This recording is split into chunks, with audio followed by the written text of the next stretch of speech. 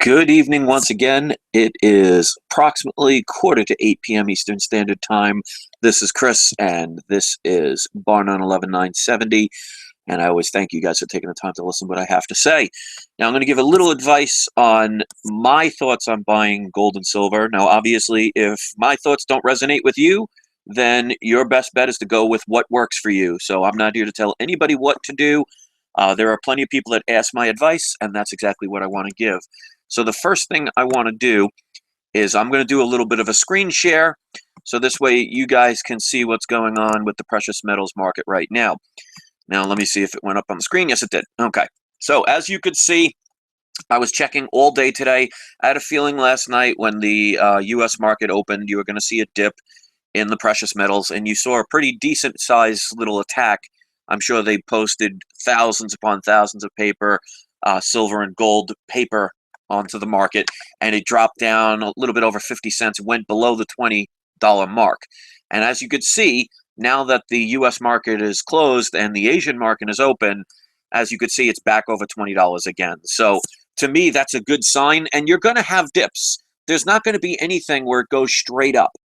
So, I mean, let's put it this way. If you see it going straight up $1 a day, $2 a day, $3 a day in silver, that means the economy's not doing well. So, it's a double-edged sword. The people that have gold and silver, they want to see those increases, but that also says something about the current state of the economy. So keep that in mind. But people are always asking, when are the best times to buy gold and silver? Well, obviously, you want to, at the best of your ability, buy low and sell high. And you'll see there are a lot of times that people will try and wait and wait and wait, and sometimes they miss the boat.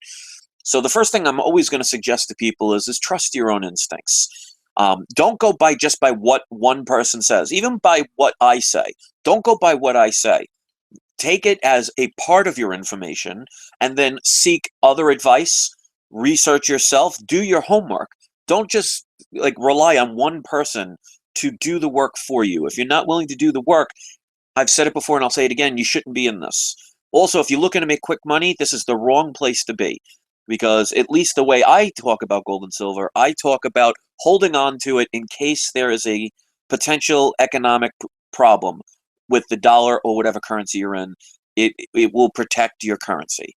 So if you're looking to make a quick buck, again, it's probably not for you, and this channel's probably not for you, because I'm not about making millions of dollars off gold and silver. It's about preserving my wealth and fighting against the paper markets, the corrupt system, and turning your paper fiat currency into something tangible that throughout the past and throughout our history has had some type of economic value and purchase history with it. So obviously, if you're looking to get in now, are there going to be other dips? I'm sure there will be. Like I've always said, this is a manipulated market. Unless you're in the corrupt system, you're not going to know what's going on. So it's going to be hard to predict. So again, I say trust your instincts. But if you do want to get in and you don't want to wait long times to see if there is going to be a dip, because there are no guarantees. I mean, if you notice, when the U.S. market opens, that's when you're seeing precious metals going down, because that's where the biggest manipulation comes from. It's from places like JP Morgan and others that are dumping the SLV and the GLD onto the market. When they flood the market, it increases the supply, which if it doesn't keep up with demand, lowers the price. So if you're looking to buy, the best times to be buying is around 9:30 in the morning Eastern Standard Time, and check throughout the day. Sometimes in the afternoon. If you check the charts regularly, you'll start to notice a pattern. Now, the best times to sell, now I tell people, at least what I'm doing is I'm not selling any. But I can understand where some people will sell, and this is actually a very smart idea. If you're selling higher, so you could buy it back on the dips, provided there will be, and as we've seen, there have been plenty of opportunities, and you can increase the amount of what you have, then that's always a good thing. But just be careful. Don't sell everything that you have. If you have a little bit of an extra to gamble with and say, all right, let's say I have 10,000 ounces worth of silver. Congratulations if you do. So let's say I'm going to take 1,000 of it, and when I think it's going to hit a certain price, I'll sell that 1,000, and then if there's a dip, I'll turn around and buy more with it, so you can actually increase your stack without having to spend any extra fiat. So, I mean, there are risks involved with that, and there's not always guarantees, and sometimes you have to wait a long time. So, if you're going to do that, please be careful. But you'll notice the best times to be selling is when the Asian market is up and running. And that starts approximately around 6:30 p.m. again Eastern Standard Time. Now, of course, there's exceptions to every rule. So the best bet is check the market, check for patterns. And that's why when I was talking about gold and silver last night, how it reached over 20, and I actually did some further research, it actually hit 21. So it's testing new grounds that we haven't experienced in years. So there's going to be a couple of tests, which means there's going to be some pullbacks. But you see, no matter how hard they tried, they only were able to take it down 50 cents. So yes, there was a pullback this morning and throughout the day. But just back in February, it was only $13 to $14. So we got it up to 21 at one point. It was averaging about 20 for the past day, and they could only knock it down to about 19 and a half, give or take a couple of pennies. And as you could see, it's gone over the $20 mark again. So I'm sure there's going to be other tests. Now, how far down it's going to go or how far up it's going to go really depends on the situation. It depends on the people. It depends, unfortunately, it depends on the masses. Because like I've always said, the masses tend to do what the other masses do. They follow each other. They tend to not research. They tend to just go with the flow of what everybody else is doing. So if there's a lot of fear mongering and there's things like what's going on with the Brexit, where people are starting to be very cautious about banks, and I've said for years, if you have money in a bank, take it out. I mean, this is the best opportunity to turn your fiat currency into potentially solidified money, real money that's been around throughout history. It's just right now it's not going to seem that way because we're still in the fiat corrupt system. But as you could see, when certain situations happen, the people react. And right now, we're seeing some stability over 20. So it's probably, in my opinion, going to take a couple of hits up and down. It's going to range between the $19 and probably $21 area for a little while because we've hit a new high for a while. So $20 is the mark. So if it keeps getting back to 20 a couple of times and tests it, I think it'll start breaking out a little bit. But keep in mind, the next breakout number, in my opinion, is around the $25 mark because that sets another standard. So I think from 20 to 25, there's going to be some resistance. And we already see 20 has been a resistance point today, but it broke over it again. So to me, I think we have a little bit more room to go. We'll probably in the next week or so hit 21 again, at least one more time. And if we get higher highs and lower lows, that's showing that we're getting towards a bullish market.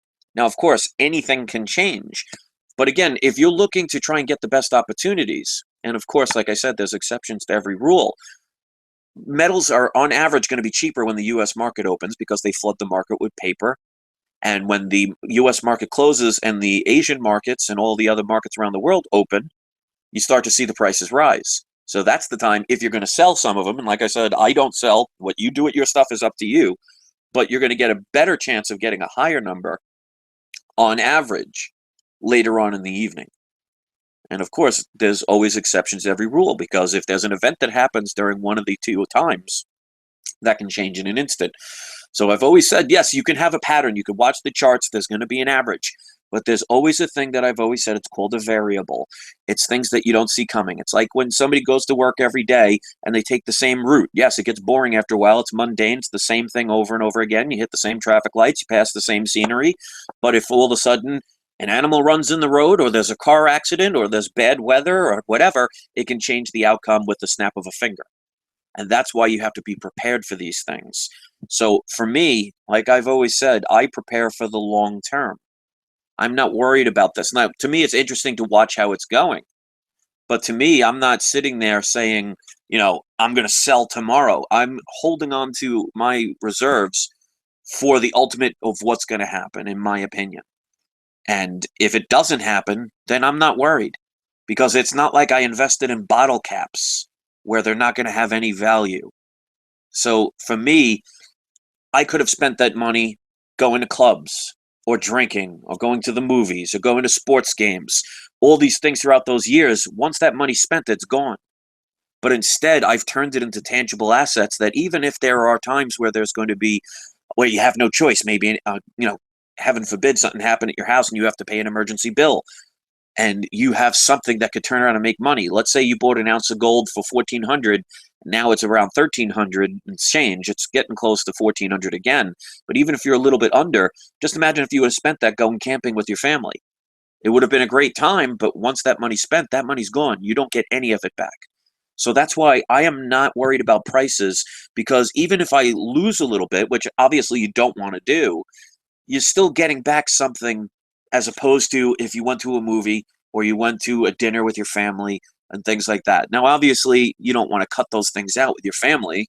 I mean, it's a little bit easier for me because I don't have any children, and my wife and I would rather spend time with ourselves. Our good time is spending time with each other. We don't need to go out and be entertained. We both are that way. So she fully supports my thought process with this. And that's key. When you're in a family, you have to have communication. Don't do this behind a spouse's back. Try and explain to them the purpose of why you're doing this. And they may not always agree, but if you always do things the right way, you have a better chance of having it work the way you want it to. So my advice to people is, trust your own instincts, do your own research. You can listen to people like me and others, but just take it as a partial bit of advice. Do not take any one person's word for something that you choose to do or not do, because you do ultimately have to take responsibility for your choices. I could make a video telling people how wonderful it is to jump off a bridge.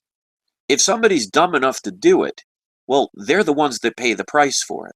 So you have to do your research, because if I ever, and I would never do that, but if I ever made a video telling people how awesome it is to jump off a bridge, well, you darn well better research and make sure, because if you test that theory out by jumping off a bridge, you're not going to be very happy with the outcome. So you got to take responsibility for what you do and trust your instincts. Don't second guess yourself, because if you believe in something and you believe it full-heartedly that you are doing the right thing, then obviously things are going to change for the better for you. It just may take time. So as you could see here, and I'm showing it right now, gold is currently at 1363. It's up 340. It's been pretty much up about $1 or $2 today. It didn't get down below what it started as. It might have once or twice. Silver was the one that got hit the hardest. It was weird because gold and platinum were up, palladium and silver were down. Usually they all tend to follow each other, but it's a little weird today. I think the markets are just still confused on what to do, and it's showing with this. But the fact that you see right now that gold is back up over 20, and it's about 20 and 25 at this point, that's showing there's still fears in the market for the fiat currency. And when it comes to bank accounts, my thing is, my advice of what I would do, well, I don't have a bank account. I have a federal credit union. And I only put in money or currency when I need to pay a bill. I don't leave all of my fiat in the bank, in the vault, so we say. So, I mean, I can't tell you what to do with your currency. I can only tell you what I do. My thing is, though, make sure if you keep things at your house, or if you have a storage facility, or you keep it at a family's house, make sure it's in a place that people can't find. Now, the last place, in my opinion, you want to put your money is a safe. Because let's put it this way, if somebody were to rob your house, and I hope it never happens, I've experienced that it's not fun, first place they're going to look is things like jewelry boxes and safes. So what I do is I actually have 5 safes in my house. And they're all dummies. In other words, there's nothing of importance in them. The idea is to waste their time looking from safe to safe to try and find something, because most people put their valuables into them. The idea is you place things hidden in plain sight. In other words, you put them in different places. You put them in places no one would ever even think about looking at. Like, for example, if you were to have a box of cat litter, well, if you had a couple of bars of gold and stuck it in that bag, and make sure you don't throw it out, so you have to make sure you let your family know if you're going to do something like that, well, what are the odds of somebody who broke into your house is going to be going to dig through your cat litter?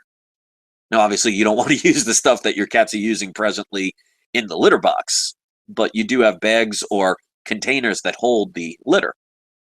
So there's always ways that you could put things to the point where There's so much stuff in your house, and a robber has so little time, they can't go through everything. So the first things they're going to go to, what the average person does, is it puts them in valuable places like safes. They'll put them in their drawers. They'll put them under their bed or in between their bed. And those are the first places they'll look. Now, the average person that wants to rob a house wants to get in and get out within probably 10 minutes.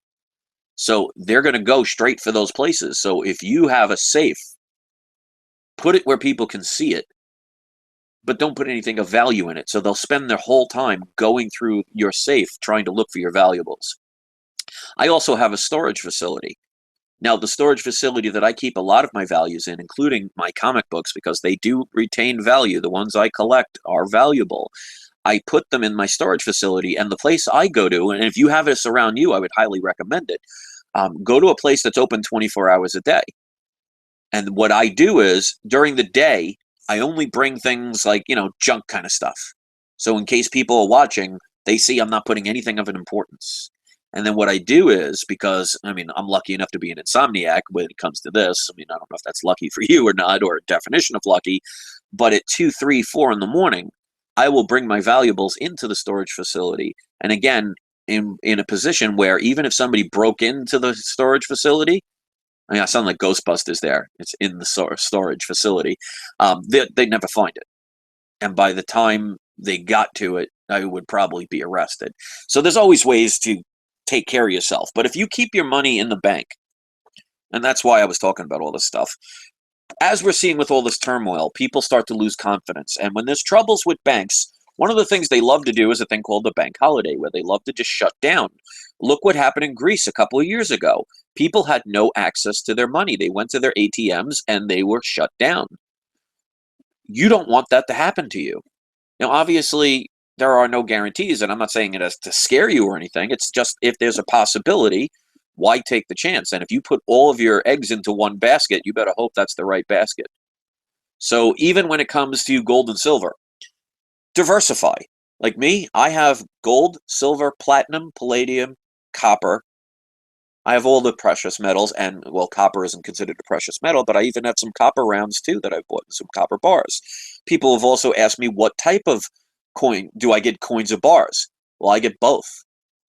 And then people will say, do you get the big bars or the smaller bars? Again, I have everything from a 1-gram bar to 100-gram bars. So it's good to diversify. Don't limit yourself to one particular thing.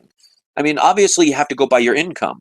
But if you think about it, if you bought one silver coin or bar a month, just 1 ounce of silver or gold, well, silver, you're talking on average right now, it's going to cost you roughly around $22, and depending on what the shipping and handling costs are.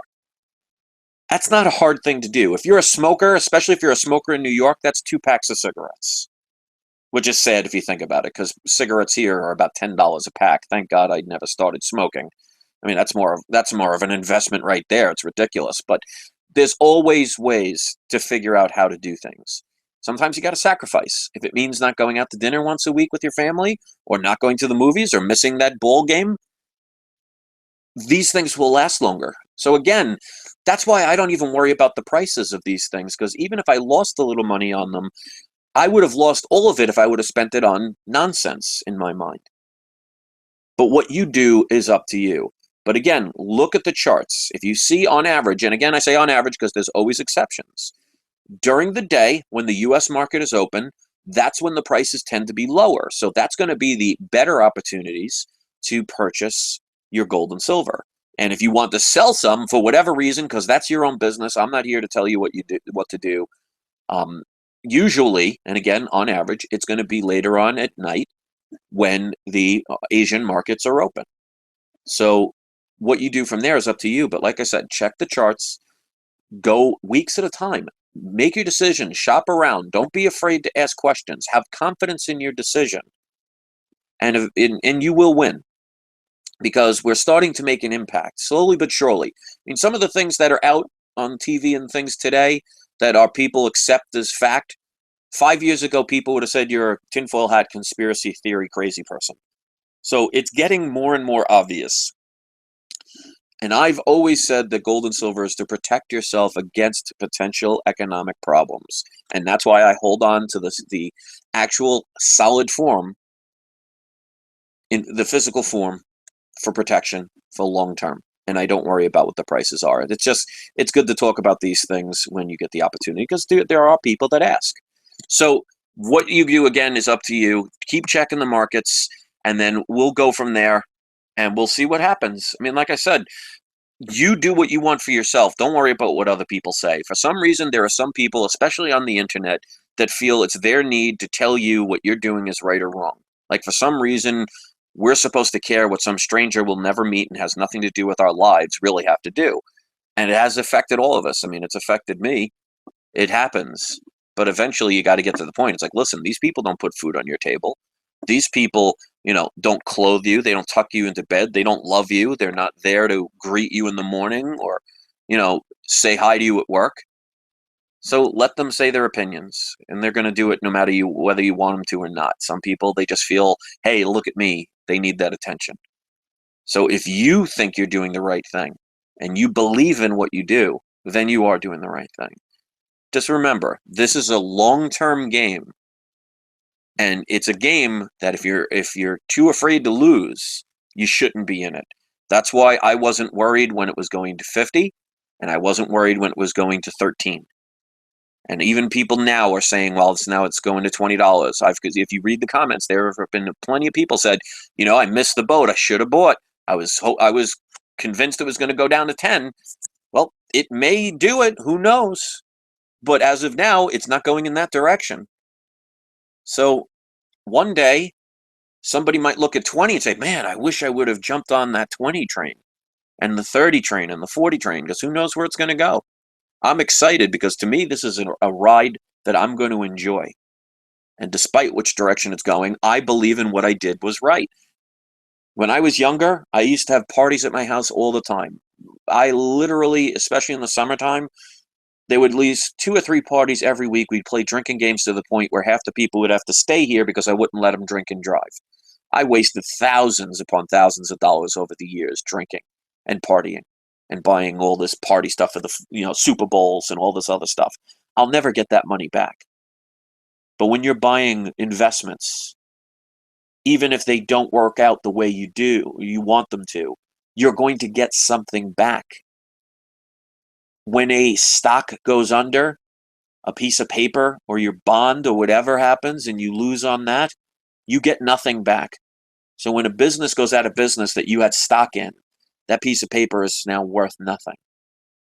Gold and silver in the physical form, platinum, palladium, copper, nickel, any of these metals, they are never going to go to zero. So to me, I would rather have something that I lost 50% of its value, if that's the case, than 100% if I would have spent it on something that would have been great at the time. Yeah, movies are fun to go to, but once the movie's over, that's it. That money is gone. So I'd rather spend it on other things. And that's why even when I was going through the stressful time here and I decided to take a break, ironically speaking, it was probably one of the worst decisions considering the stress I had to deal with going to my comic book channel. I don't regret it because it helped me invest in some things that are going to help me make more fiat currency, which I can exchange for more gold and silver. And I'm waiting for certain things, and I'm actually going to start selling a couple of my comics. I was going to hold on to them, but after that experience that I've had, it just changed my mind. And it's showing how much more important things like this are. And don't forget also, if you buy things on eBay, anything on eBay, I hope you know that if you live in the United States, there's a thing, hopefully you know, and people at the comic book community, a lot of people didn't know this, that you can use your eBay bucks. So let's say you bought a whole bunch of stuff, and it doesn't matter what you buy, because you get eBay bucks on most things, not everything. You can't get eBay bucks buying gold and silver, but you can use your eBay bucks to get gold and silver. So let's say you do most of your shopping and get most of your things on eBay, and you end up, let's say, with $100 worth of eBay bucks. Well, you can get some free gold and silver with that. So there's always a way. So it depends on how determined you are. So have faith in yourself, believe in yourself. Don't be hiding things with your spouses. Communicate and just trust your instincts and you'll go far. It may not seem like it right away, but sometimes the journey is what creates the wisdom. And sometimes the journey is the funnest part, because once you're at the destination, where else do you go? So keep that in mind. I'd love to hear your comments. Let's hear what your thoughts are. And remember, there is no right and wrong. If you believe in what you do to be right, then it doesn't matter if everybody else thinks it's wrong, because that's their own personal truth. Be concerned with your own personal truth. And what if I say resonates with you and you agree with it, then that's a beautiful thing. You're here for that reason. If you're here just to spread hate or something like that, or you don't believe it, or you don't like it, well, my advice to you is go somewhere else where you can find something that resonates with you.